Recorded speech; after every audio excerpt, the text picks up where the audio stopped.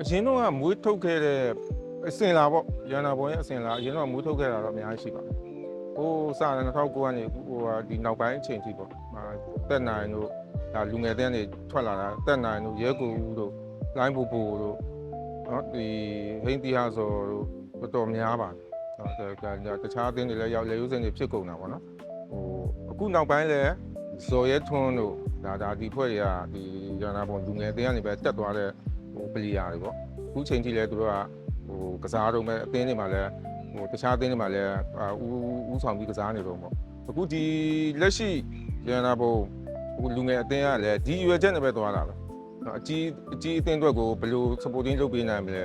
ဟာလားလေဝစ်စင်ကိုပါအောင်ဒီကနေပဲပြုစုအကောင်းဆုံးဖြစ်အောင်ပြုစုပြောထောင်ပေးမယ်နီးစနစ်ပိုင်းရောနီးပြူဟာပိုင်းရောဒီကနေပဲအငယ်ကနေပဲဟိုပြုစုပြောထောင်ပေးပြီးတော့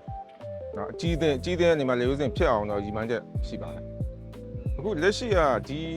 ဒီနှစ်ပေါ်ဖွဲ့စည်းပုံဒီနှစ်ဖွဲ့စည်းပုံကဒီအချိန်လေးရတယ်အချိန်လေးရတယ်အရင်လိုရေလိုမဟုတ်ဘူးနည်းလေးအချိန်လေးရတဲ့အတွက်ကြောင့်မလို့ဟိုဒီကလေးတွေရှေ့ကိုသွားနိုင်ဖို့ဒီအောက်ခြေဒီလူငယ်အသင်းမှာပဲ